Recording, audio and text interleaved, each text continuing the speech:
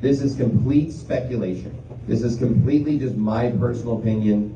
But I want people to be able to have some idea of what may be going on, because I think most of us are just confused. Most of us are just genuinely confused, and we don't see how all the facts could even make sense.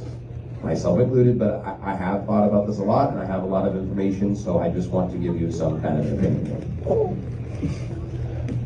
I believe that, based on the facts that I know, obviously at some point during the young teenage years of the Anderson children's lives, the punishment became very strict.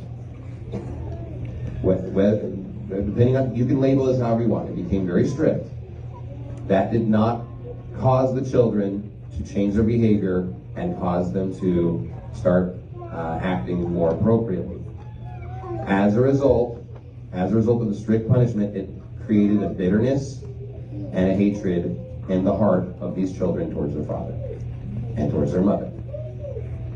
After it was obvious that the punishments were not working, Pastor Anderson completely backed off and just allowed them to have complete freedom, including making a lot of decisions that are kind of questionable as far as just the contrast of strict upbringing, allowing them to just go out and be a part of the world and hang out with all kinds of different people.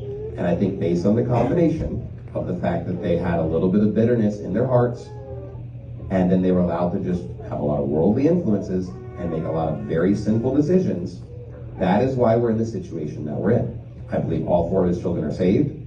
I believe Pastor Anderson is saved. I believe his wife is saved. That's never going to change, okay? I believe that also Pastor Anderson and his wife are very sincere that they believe they have not done anything wrong from a big picture, based on the conversations that I've had. I believe that he has a blind spot in this issue, in this area of his family, and that has caused him to not understand why there's a problem.